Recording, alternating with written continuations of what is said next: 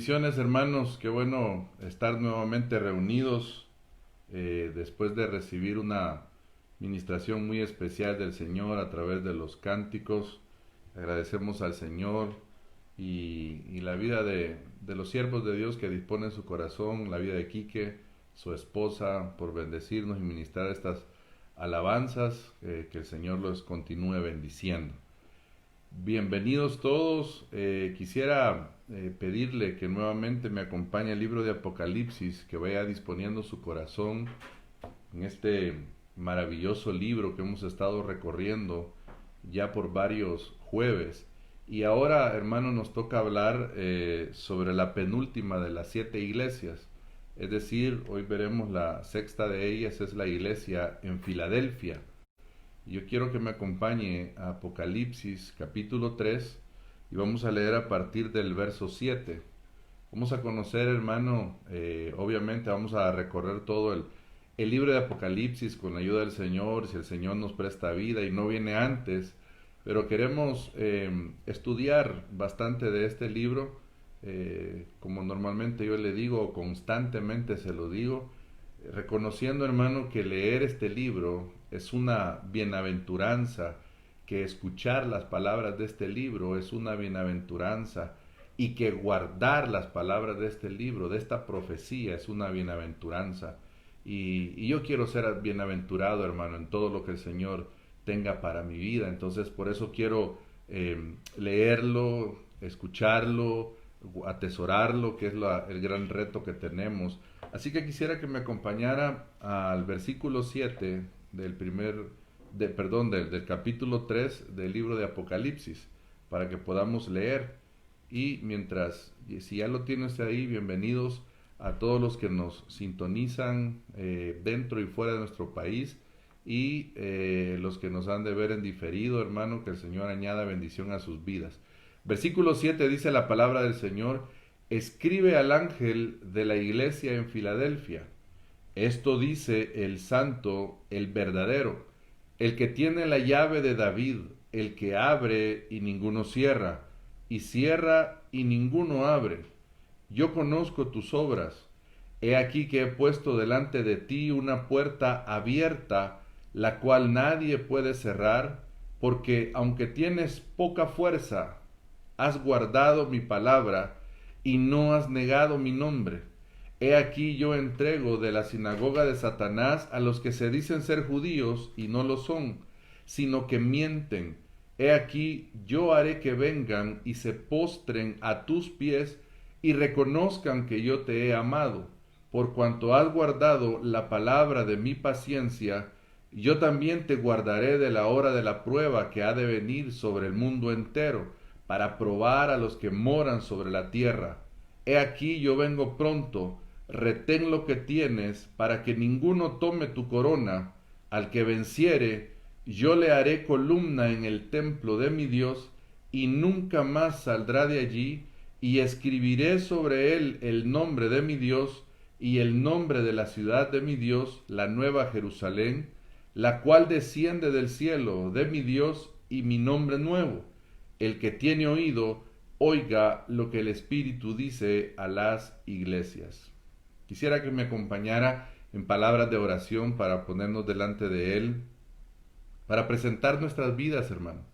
Solo quiero destacarle algo así para que podamos orar. Vea qué tremenda realidad lo que dice el versículo 8, porque, bueno, todo pues, pero quiero destacar únicamente ahorita para efectos de que oremos este aspecto. Porque aunque tienes poca fuerza, has guardado mi palabra y no has negado mi nombre. Esta noche el Señor le va a hablar a aquellos que tal vez se han menguado en sus fuerzas por el día a día, pero que en su corazón, en su pensamiento, está el adorar al Señor, el exaltar al Señor.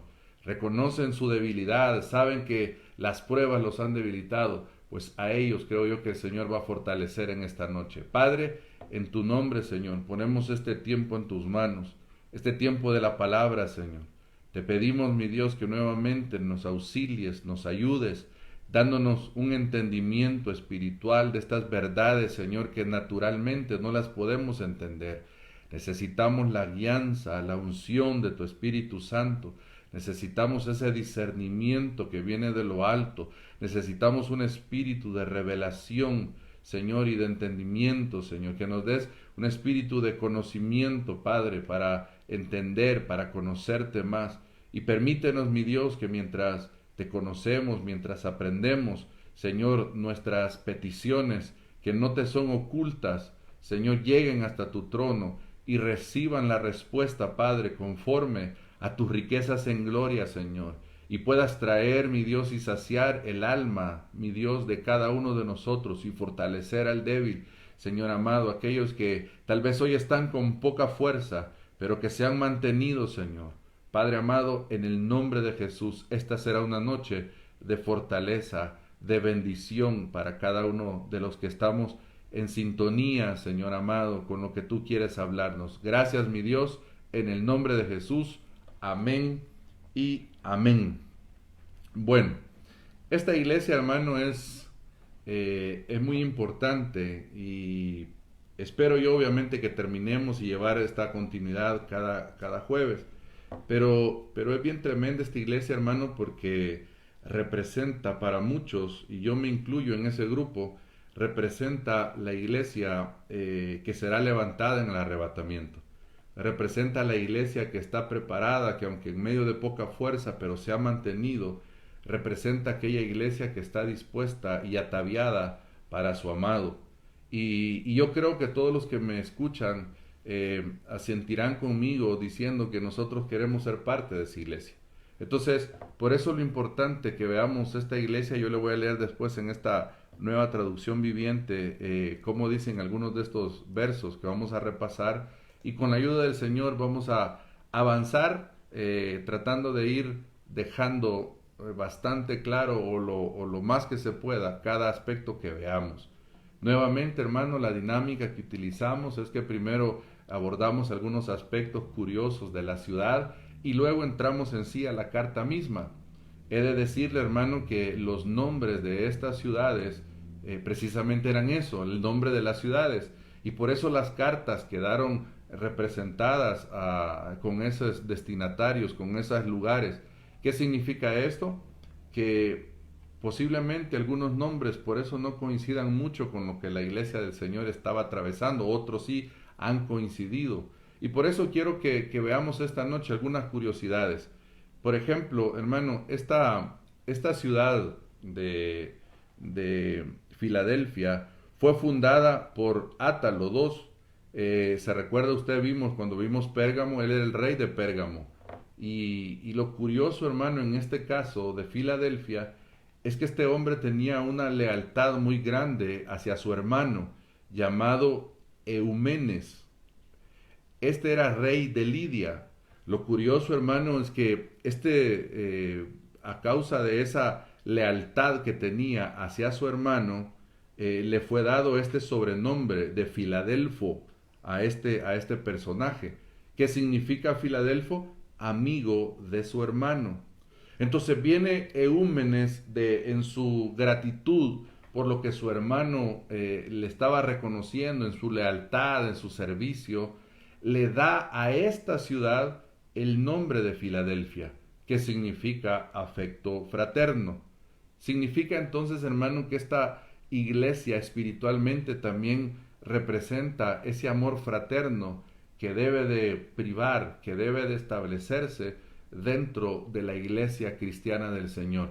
Lastimosamente, hermano, el amor fraterno que hoy en muchos lugares está, en muchos de nosotros está, carece de fuerza, carece de realidad o carece de verdad. Muchas veces, hermano, mientras estamos en las paredes, en las reuniones, posiblemente haya un afecto que sintamos, pero en el momento de la dificultad, en el momento de la prueba, o abandonamos o somos abandonados por aquellos. Importante es decirle esto. Esta representa, le decía yo, la iglesia casadera, como se conoce también de alguna manera, pero lo importante que yo quiero que vaya viendo desde acá, desde este aspecto de la ciudad, todavía no hemos entrado a la carta, es que aquí se estaba estableciendo una fidelidad, una lealtad en una hermandad. Había una correspondencia.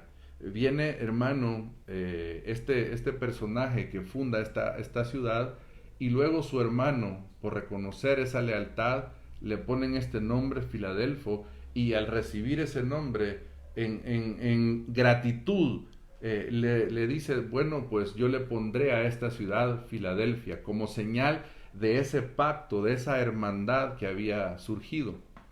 Eso solo, como le digo, son de los datos curiosos. El segundo dato curioso que quiero destacar es que estaba situada como a 45 kilómetros, dice que es al sureste de Sardis, y que también esta ciudad fue destruida con el mismo terremoto que destruyó Sardis. ¿Se recuerda que hablábamos de eso? Y que fue más o menos en el año 17 antes de Cristo. Y aquí viene la parte que ha venido recurrente en todas estas iglesias, hermano, en todas estas ciudades, porque Tiberio mandó a reconstruirla y le prestó ayuda, así como lo hizo con Sardis. Y entonces levantaron un templo a Germánico. Germánico era el hijo adoptivo del emperador. Entonces, si yo quiero recordarle algo, en todas estas ciudades la idolatría era muy grande, era muy fuerte, era muy marcada. Y en este caso, a través de esta reconstrucción, viene y levantan un templo al hijo del emperador, al hijo adoptivo del emperador. Ya tenían un templo levantado a los Dionisios, hermano. Y esto, oiga, este dato me impactó mucho porque ya he oído yo esa palabra y nunca sabía de dónde venía. Ya tenían un templo, decía yo, levantado a Dionisos, el Baco de los romanos. Oiga esto, el Baco, así como se oye con B, tenido por dios del vino. Este Baco era el dios del vino de los romanos. De ahí el nombre que se da, y usted me va tal vez a decir, posiblemente como yo, hasta hoy sé de dónde viene esa palabra. Del nombre Baco viene aquella expresión bacanales, dado a las fiestas en honor de Baco, en donde se daba una prominente borrachera. Entonces, por eso, hermano, esa expresión que decimos, gran bacanal que se tenía, una de las razones viene de acá. No es una mala expresión, pero sí es en alusión a esas fiestas con tremenda borrachera que podían haber, porque eran en alusión al dios Baco, el dios del vino. Entonces, estos solo son algunas curiosidades. Esta ciudad cambió de nombre 3 veces. O sea que Filadelfia fue uno de ellos, pero también el otro de los nombres que recibió fue Neo Cesarea, y más tarde se le cambió a Flavia en honor a Vespasiano. Aquí hay un dato curioso en este aspecto, porque en este cambio de nombre, recuerde usted que algo interesante que hemos aprendido de estas cartas es que el Señor utilizaba algunos aspectos del contexto de ellos para traer una enseñanza espiritual. Esto es como las parábolas, hermano, porque las parábolas es un estilo de enseñanza que el Señor utilizó, estableció, inauguró, en donde utilizando algo de la vida cotidiana, elementos, situaciones del día a día de la vida cotidiana, Él traía una reflexión o una enseñanza espiritual. Entonces algo similar pasaba acá, que el Señor, de lo que ellos veían, de lo que ellos conocían, el Señor tomaba un aprendizaje y lo transmitía hacia ellos, posiblemente hasta en alusión a estos cambios de nombre que había sufrido la ciudad. Es que esté referido el hecho de los nombres que se mencionan ya en el capítulo 12, de los varios nombres que uno va a recibir o que uno va a tener ahí. Lo que dice el versículo 12, cuando dice, se lo voy a leer: a todos los que salgan vencedores los haré columnas en el templo de mi Dios, y nunca tendrán que salir de ahí. Yo escribiré sobre ellos, oiga, el nombre de mi Dios, y ellos serán ciudadanos de la ciudad de mi Dios, la nueva Jerusalén que desciende del cielo, y de mi Dios, y también escribiré en ellos mi nuevo nombre. Es decir, vea cómo les estaba diciendo el Señor, sobre ustedes vendrá una serie de nuevos nombres para su vida. Pero también hay algo bien importante acá.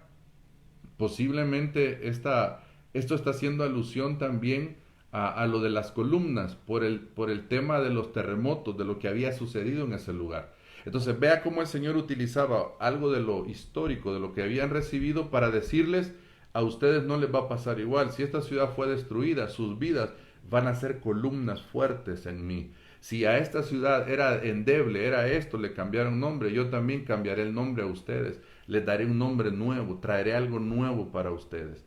Entonces, esto es muy importante, hermano, porque al hablar de la lealtad que tenía, volviendo a este personaje, Atalo o Átalo o Atalo II, hacia su hermano, esta iglesia sobrepasaba eso, hermano, porque eso es lo que Filadelfia viene a representar, esa lealtad dentro de la iglesia de Cristo, esa lealtad entre hermanos, esa lealtad, hermanos, de que se da. Y le voy a poner un ejemplo sencillo. Muchas veces, hermano, uno experimenta ministerialmente hablando, y no lo hago solo desde la perspectiva como líder o como pastor o como ministro, sino que en general, como hermanos en la fe, experimentamos, hermano, compromisos de personas que, hermano, nos apoyan, están ahí, nos muestran su cariño, su amor, su comprensión, su ternura, pero media vez algo pasa, hermano, inmediatamente uno lo que hace es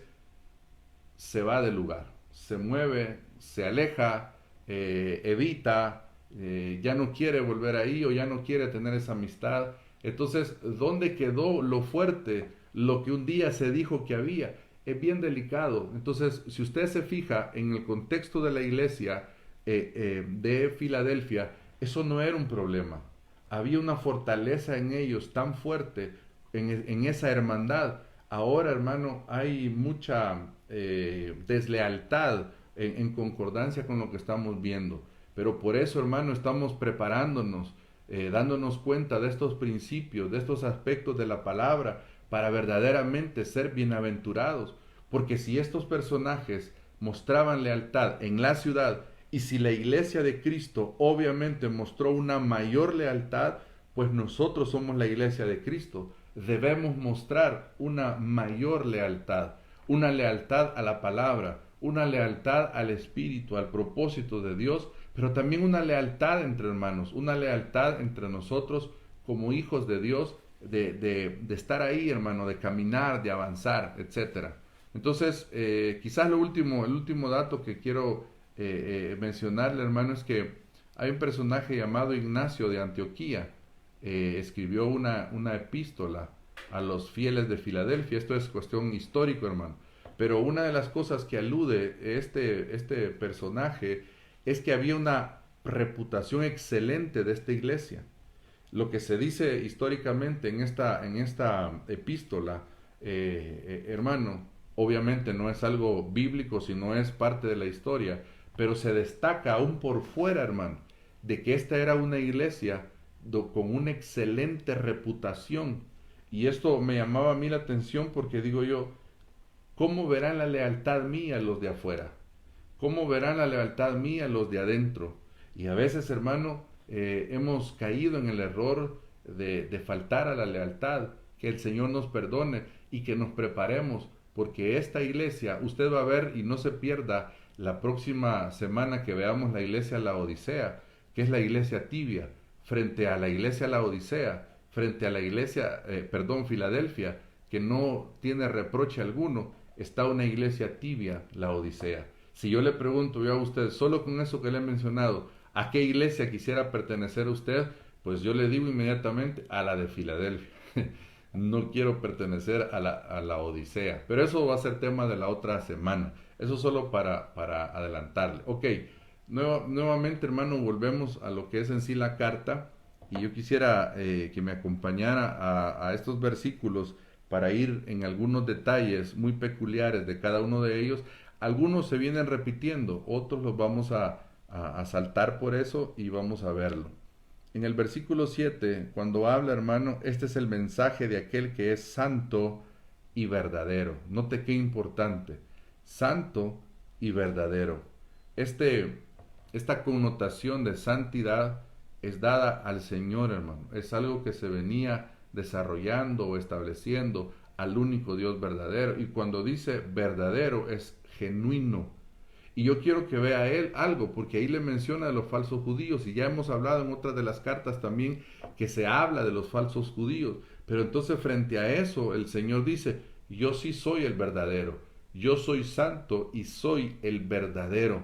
Hermano, qué importante, porque el mismo Señor, sabiendo, hermano, mire, Dios no tiene necesidad de establecer que Él es santo, que Él es verdadero, porque Él es Dios, Él es santo, Él es verdadero. Sin embargo, mire qué importante es que Él lo destaque. Yo creo que hay una enseñanza muy importante que nos está trasladando. Número uno, a esta iglesia les estaba diciendo, frente al engaño que ustedes tienen alrededor, en mí encontrarán la verdad.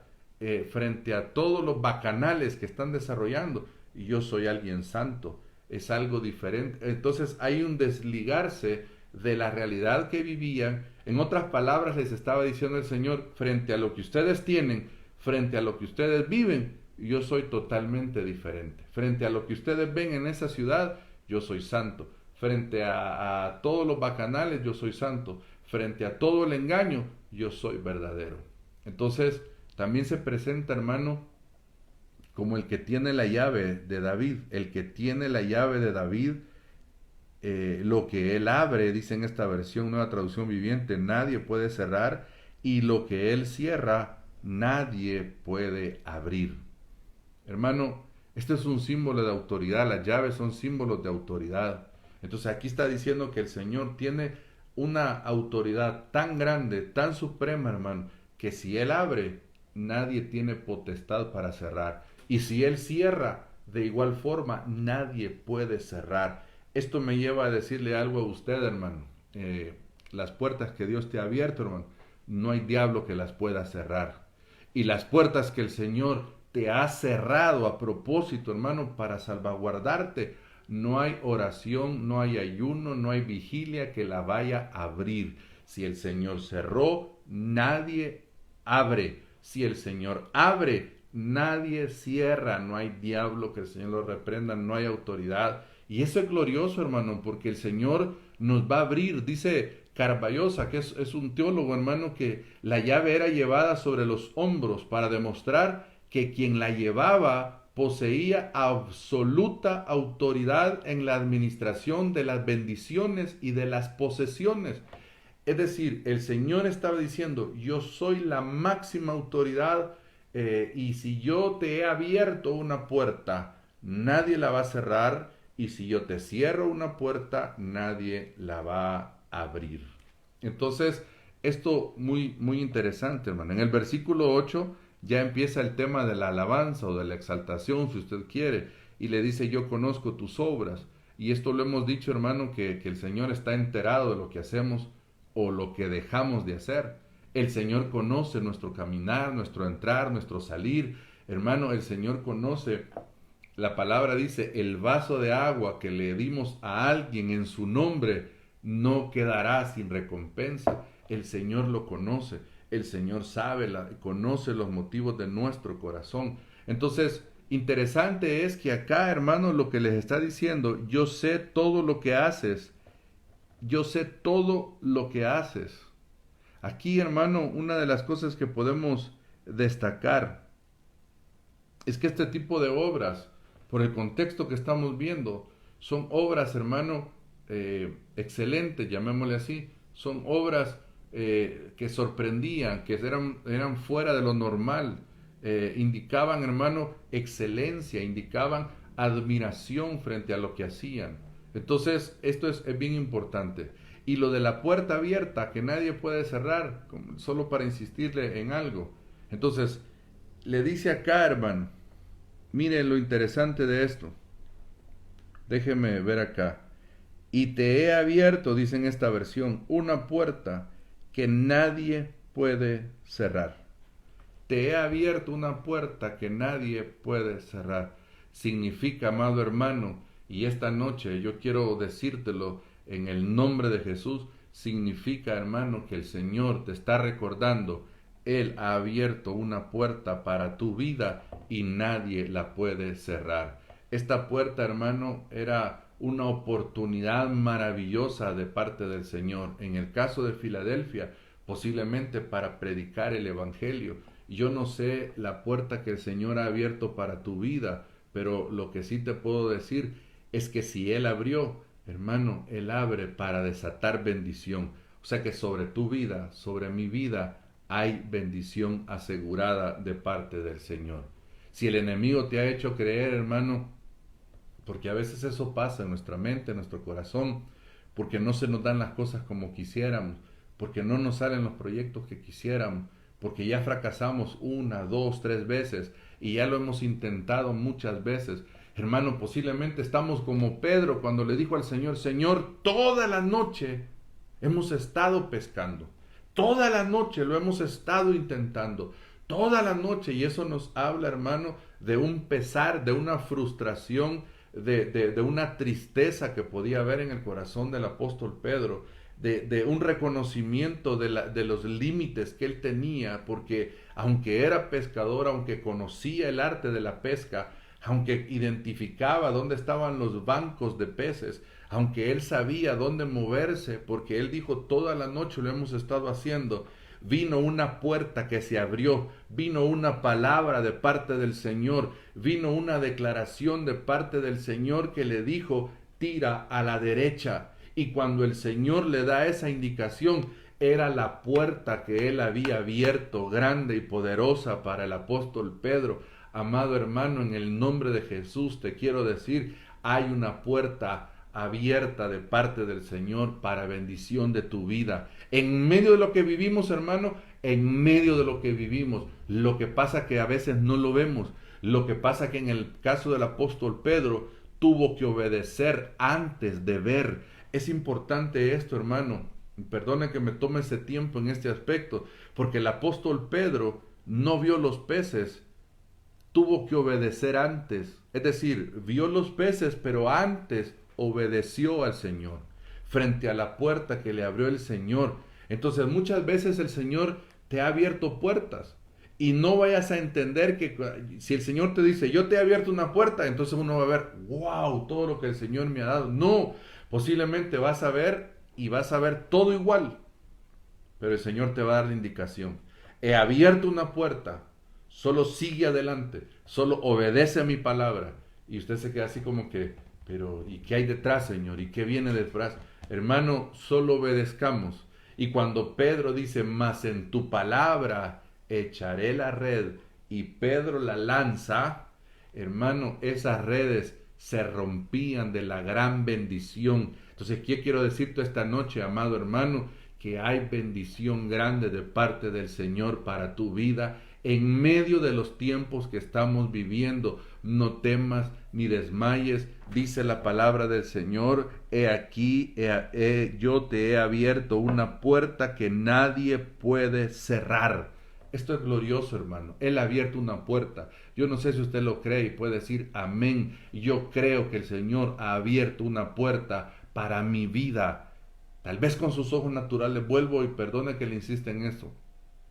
Con sus ojos naturales no lo va a ver. Porque mire lo que viene después en ese versículo. Reconoce que tiene poca fuerza. Aunque tienes poca fuerza. Hermano, esta era una congregación pequeña, la de Filadelfia. Posiblemente, hermano, dentro de ella había gente de condición humilde, como decimos nosotros, entre comillas, aunque hay mucha gente que tiene poco recurso y es muy orgullosa, pero para darme a entender, posiblemente de gente humilde, hermano, sencilla. Pero el Señor les estaba diciendo, ¿saben qué? A ustedes les he abierto una puerta. Tienen poca fuerza. Y dice, y no has negado mi nombre, no negaste mi nombre. Entonces el Señor le iba a dar aquí, les estaba diciendo, hermano, el Señor dará todo el poder necesario para que la gracia divina actuara con ellos, para que en medio de su debilidad Él fuera el fuerte, porque recuerde esto, hermano, en mi debilidad el Señor es el fuerte. En medio de los enemigos que me puedan perseguir, más grande es el Señor que está conmigo. Más son los que están conmigo que los que están en contra de mí. Y aunque con mis ojos, hermano, yo no pueda ver quiénes están a mi favor, con mis ojos naturales, que el Señor abra mis ojos esta noche y vea la puerta abierta y voy a ver que alrededor mío hay carros de fuego, hermano, a favor mío, para gloria del Señor, para cumplir el propósito del Señor. Entonces, es bien importante esto, hermano. Yo quiero que vea que aquí ya vamos en el 9, versículo 9 dice, mira, a esos que pertenecen a la sinagoga de Satanás, esos mentirosos que dicen ser judíos y no lo son, los obligaré a que vengan y se postren a tus pies. Ellos reconocerán que es a ti a quien amo. Oiga como dice en esta versión. Hermano, mire, el Evangelio no se trata de nosotros, eso es una realidad. Pero es maravilloso cómo el Señor nos ama, hermano.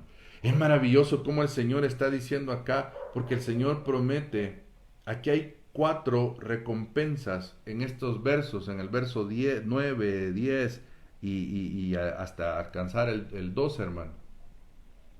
Hay 4 recompensas. La primera es, te entrego a tus enemigos, te los entrego para, dice, como dice en esta versión, van a venir a pedirte, vengan y se postrarán a tus pies, reconocerán que es a ti a quien amo. Hermano, estos enemigos hechos prisioneros por un vencedor, eso es lo que significa esta sinagoga de Satanás. Entonces lo que va a hacer él es que van a venir, se van a postrar delante de tus pies y que reconozcan que yo te amé a ti. Amado hermano, hoy los que se burlan de ti, hoy posiblemente los que dicen no hay para él salvación, y nosotros en nuestro corazón vamos a decir, mas tú Jehová eres escudo alrededor de mí, mi roca y el que levanta mi cabeza. Posiblemente en esa condición el día de mañana estas personas reconocerán y dirán, estábamos equivocados, grandes cosas ha hecho Dios con este, y estaremos alegres y nos gozaremos, hermano.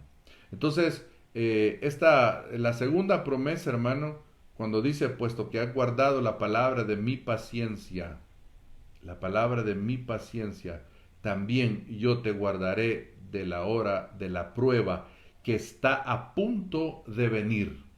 Y aquí hay algo bien importante, hermano, porque la hora de la prueba nos habla de la tribulación.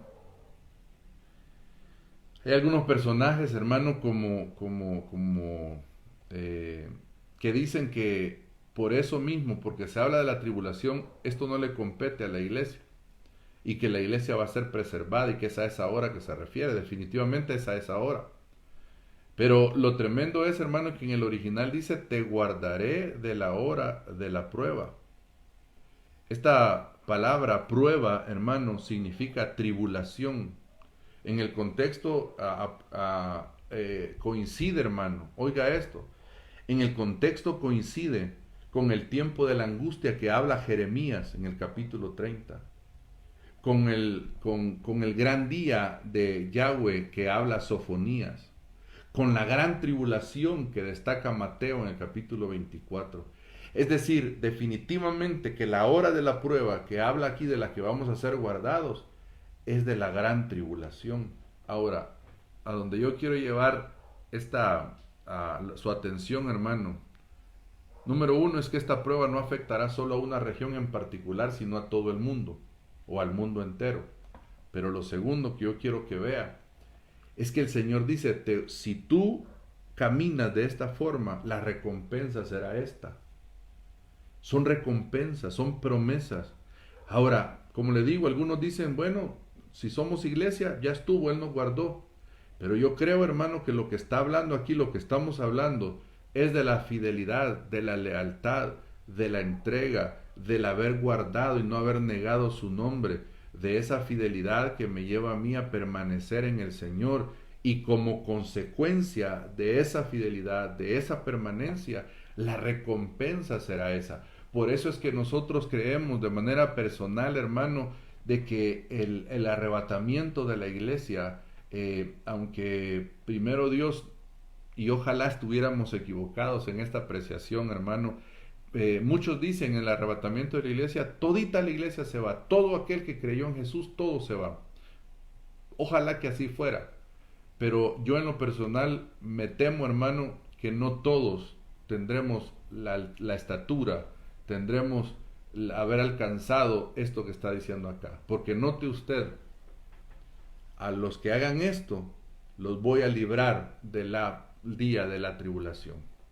Significa que si hay alguien que no lo logra, posiblemente la paz. No significa que vaya a perecer o que se vaya a condenar, pero significa, hermano, que no se va a ir en el arrebatamiento. Pero ese es tema de otro día. La otra que quiero que vea es que dice, vengo pronto, retén lo que tienes. Esto ya lo hemos hablado, esta palabra retén quiere decir agárralo bien, agarra bien lo que tienes, para que nadie tome tu corona. Lo interesante de esto, hermano, es que nos establece que esto nos da un aspecto de que ya viene, que viene pronto, que estemos preparados, que en el momento es como que tuviéramos agarrado aquella lámpara de las vírgenes y con aceite y así mantente para que cuando yo venga no tengas que salir a buscar eso. Estate preparado, estar con lámpara encendida, estar con aceite. Hermano, vengo pronto, retén lo que tienes para que nadie tome tu corona. Entonces hay una urgencia, hay una rapidez en el tono de lo que el Señor habla de venir pronto. Y cuando dice esta frase, retén lo que tienes, lo que significa, hermano, para esta iglesia era esa lealtad de la que estamos hablando.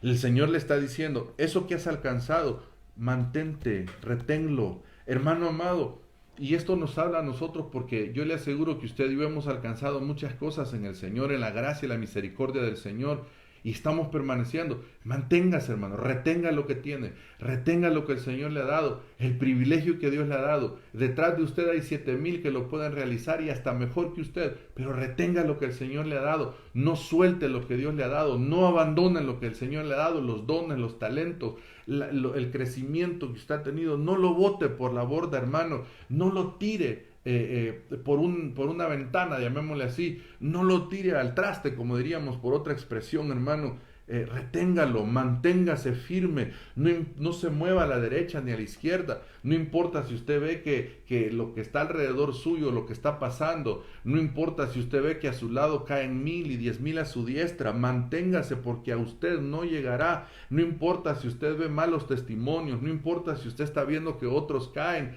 retenga lo que tiene, manténgase firme, retén lo que tiene para que nadie tome tu corona. Y esto lo importante, hermano, es de que si dice la palabra retén para que nadie tome tu corona, pues eso me da a entender, hermano, que puedo perder muchos galardones. Eso me da a entender que puedo perder esas bendiciones que el Señor tiene para mí. Y yo no quiero, hermano, perder eso. Pero también me da a entender que si dice, mira, que nadie tome tu corona, es que hay gente, hermano, que puede superarme y está bien desde la perspectiva de que yo vea surgir a alguien más. Lo que no está bien es que tome el lugar que el Señor me había asignado a mí. Y le pongo un ejemplo bíblico. Hermano, Esaú, él era el primogénito. El Señor le había asignado a él la primogenitura. Pero ¿qué hizo Esaú? La vendió por un plato de lentejas. Entonces ahí Jacob arrebató la corona, por así decirlo, le quitó la corona con engaño como usted quiere, pero Esaú permitió que le quitaran esa corona. Y luego, hermano, la procuró con lágrimas y no hubo para él arrepentimiento, creo que dice la palabra. Entonces, vea las dos promesas restantes, hermano, ya vimos 3 acá y las 2 que faltan en el versículo 12, cuando dice, hermano, a todos los que salgan vencedores, los haré columnas en el templo de mi Dios y nunca tendrán que salir de allí. Yo escribiré sobre ellos el nombre de mi Dios y ellos serán ciudadanos de la ciudad de mi Dios, la nueva Jerusalén que desciende del cielo y de mi Dios, y también escribiré en ellos mi nombre nuevo. Entonces, habla, hermano, de columna en el templo de mi Dios, habla, hermano, de algo bien importante. Yo quiero quizás ir avanzando acá por tema de tiempo. Pedro nos hablaba de que somos piedras vivas, que vamos siendo edificadas, pero aquí nos está hablando, hermanos, de columnas, nos está hablando de una estructura dentro del templo de Dios, dentro del Señor. Lo curioso, hermano, es que cuando uno lee esto y se habla de templo, uno se imagina el edificio. Pero yo le voy a decir algo, si usted va al capítulo 21 de Apocalipsis, y si usted ve más adelante, lo vamos a ver en Apocalipsis, Hermano, al final pareciera que el templo no es algo físico, sino que el templo es Dios mismo. Significa que estaremos dentro de Dios como columnas. ¿Que cómo va a ser eso? Hermano, eso ya sale de mi capacidad intelectual, mental, como un montón de cosas de la palabra, pero lo tremendo es que no habrá un templo físico, que no habrá, hermano, como nosotros lo conocemos. Ahí estará Dios mismo. Pareciera que esas columnas van dentro del mismo Dios Todopoderoso. Y eso es glorioso, hermano. Entonces, vemos que aquí, por ejemplo, pero en alusión, porque el Señor siempre usó la ilustración de lo físico. En primer libro de Reyes, capítulo 7, verso 15 y 21, usted va a ver que en el templo de Salomón habían dos columnas sobre las cuales se sostenían el gran pórtico, y sus nombres significaban estabilidad y fuerza.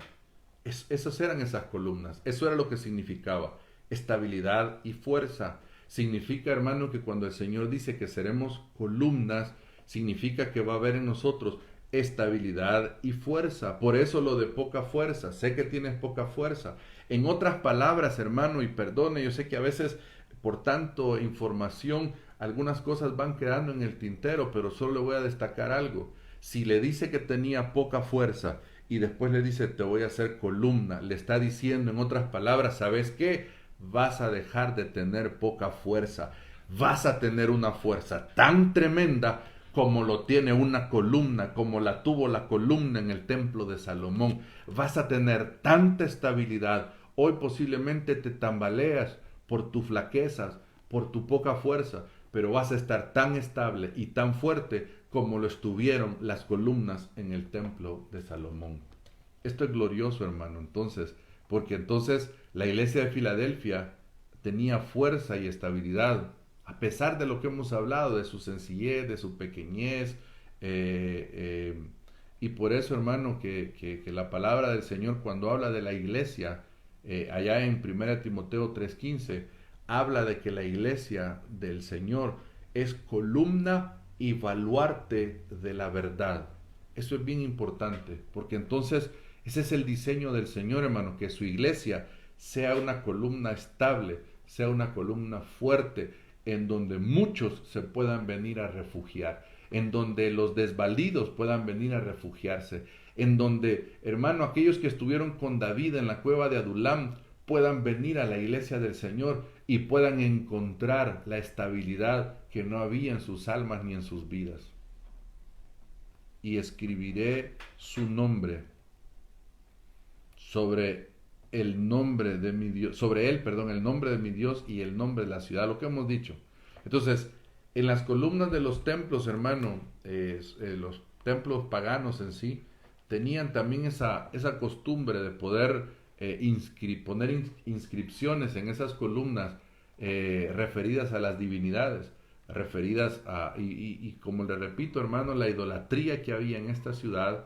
Entonces el Señor toma todo eso y dice, ¿sabes qué? Tú ves que ahí hay una divinidad en esa columna, pues tu nombre estará en una de esas columnas. Eso es glorioso, hermano. Y sobre ti estará el nombre de mi Dios y sobre ti todo lo que dice acá es maravilloso. Por eso le vuelvo a insistir, si yo le pregunto a usted, si usted entre la iglesia de Filadelfia y la iglesia de la Odisea, a cuál que quisiera pertenecer, yo me quedo con la iglesia de Filadelfia, hermano. La ciudad de Dios que es llamada la Nueva Jerusalén, hermano. Esta palabra nueva es el griego kainés. Y esto lo que significa, hermano, que es algo renovado, es algo que ha sido restaurado. Y por eso, hermano, porque se habla de la Jerusalén celestial y la Jerusalén terrenal. Entonces esa nueva Jerusalén es algo totalmente restaurado por el Señor, es algo totalmente diferente a lo que el mundo ha conocido, es la Jerusalén celestial. Hermano, esto es muy importante. Dice la que está bajando del cielo de parte de Dios. Ahora, ¿qué nuevo nombre podrá ser ese, hermano? Algunos dicen, bueno, el nuevo nombre de Dios que nos va a poner es el de Jesucristo, porque es el que recibió. Algunos dicen, hermano, que aún Jesucristo recibirá otro nombre, porque dice que se le dio un nombre que es sobre todo nombre, y que ese todavía no lo conocemos. Nosotros, dicen algunos, conocemos el nombre que se le dio acá, Jesús, pero cuando en su exaltación dice que recibió un nombre que es sobre todo nombre, nosotros insistimos y creemos también que el nombre de Jesús a ese se refiere, pero posiblemente, hermano, también él, dicen algunos, reciba un nombre nuevo, hermano, un nombre ya en otra dimensión, en otra esfera. Bueno, nosotros hoy por hoy, sea Jesús o sea otro nombre, al final sabemos que es el Dios todopoderoso en el cual hemos creído. Y sea Jesús o sea otro nombre, es nombre glorioso. Y sea en el nombre de Jesús o en el nombre o otro nombre nuevo, los demonios tiemblan, los demonios se van, porque su nombre es glorioso y poderoso. Y quiero terminar, hermano, con el versículo 13, en donde dice, todo el que tenga oídos para oír, debe escuchar al Espíritu y entender lo que Él dice a las iglesias. Me gusta como dice en esta versión, hermano, porque lo hemos estado repitiendo en las anteriores iglesias, pero note acá el detalle, cómo lo destacan en esta nueva traducción viviente. Todo el que tenga oídos para oír, no todos tienen oídos para oír. ¿Qué va a hacer el que tiene oídos para oír? Va a escuchar al Espíritu. Es decir, hermano, que hace la diferencia en que entre unos que tengamos oídos para oír y entre otros que no tengamos oídos para oír, que vamos a escuchar al Espíritu del Señor y a entender lo que Él dice. Esto es tremendo, hermano. Yo cierro mi Biblia acá, hermano.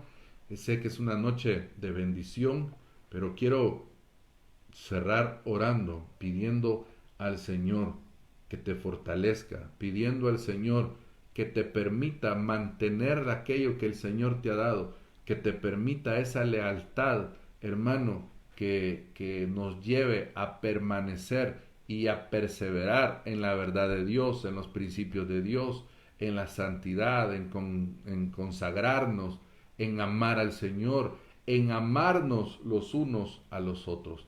Así que yo quisiera esta noche, amado hermano, que me acompañes y que podamos orar al Señor. Esta es la iglesia, hermano, que será arrebatada.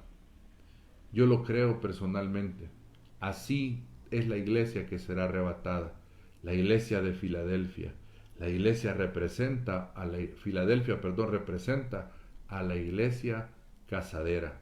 Filadelfia representa a la iglesia que está preparada, que aunque tenga poca fuerza, el Señor la fortalecerá.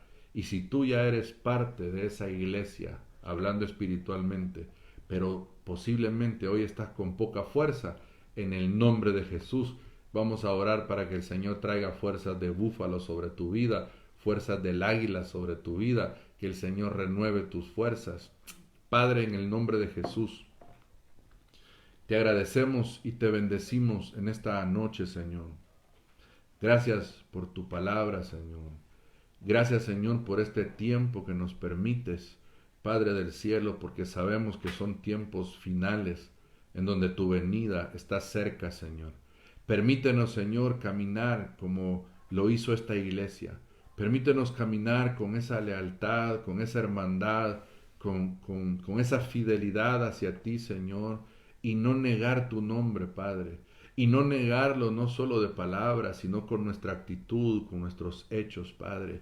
Y permítenos, Señor, que si en los que estamos hoy, Señor, escuchando esta palabra, alguno de nosotros, Señor, está debilitado, Señor, está con poca fuerza, Padre, pero se ha mantenido, Señor, que tú renuevas sus fuerzas, que tú renueves sus fuerzas como las fuerzas del búfalo, Señor. Señor, que pongas aceite fresco sobre sus cabezas, Señor, y venga óleo de alegría que renueve su fuerza, su vigor, Padre. Yo bendigo a tu iglesia, yo bendigo a cada uno de aquellos que están batallando, Señor, y que no han negado tu nombre. Señor, yo oro para que tus fuerzas, Señor, vengan sobre cada familia, sobre cada vida, sobre cada hogar. Pero también, Señor, quiero aprovechar para orar por aquellos que no te conocen, para que te puedan conocer, Señor, para que se entreguen a ti, Padre, para que te reconozcan como el único Dios verdadero, para que te sirvan a ti, Señor. Pero también quiero orar por aquellos que están debilitados porque tal vez están atravesando una enfermedad, un problema familiar. Padre, trae sanidad, Señor, en el nombre de Jesús, sobre aquellos que están teniendo dificultades o conflictos o problemas en su familia. Señor, levántate como poderoso gigante, renueva las fuerzas. Señor, que la fe que está menguando, Señor, en ellos crezca. Oro, mi Dios, por aquellos que están en alguna prueba, Señor, así como tú un día oraste por Pedro, que su fe no faltara. Así oro hoy, Señor, por cada uno de mis hermanos que están en tribulación, en angustia, Señor, en alguna situación contraria, para que la fe de ellos no falte, Señor. Oro por aquellos que están, Señor, con alguna enfermedad en algún hospital, Padre, sea terminal o no, Señor amado, para que tú fortalezcas la fe, para que tú guardes sus pensamientos, Señor, y para que traigas una obra en sus almas y en sus cuerpos, Padre. Oro por el enfermo, Señor. Oro por el debilitado, Padre amado. Pido misericordia a ti, Señor. Te pido que abras las ventanas de los cielos y que esa puerta, Señor, que tú has dicho que está abierta, podamos caminar en pos de ti, podamos caminar en fe y veamos la respuesta, Señor, y seamos sorprendidos de parte tuya, Señor. En el nombre de Jesús, la gloria y la honra sea para ti, Padre. Amén y amén. Amados hermanos, que el Señor te continúe bendiciendo. Seguimos el próximo jueves hablando de la Odisea. Es otra iglesia tremenda, hermano, que vamos a ver, y que el Señor siempre en su misericordia le habla, pero también nos advierte de que es un riesgo que estamos corriendo, es una tibieza que la iglesia está cayendo, y que ahora lastimosamente la mayoría de cristiandad estamos como la Odisea. Que el Señor nos ayude y que nos volvamos a esta iglesia que vimos ahora, como la iglesia de Filadelfia. Que el Señor bendiga tu vida, hermano, en este día. Amén.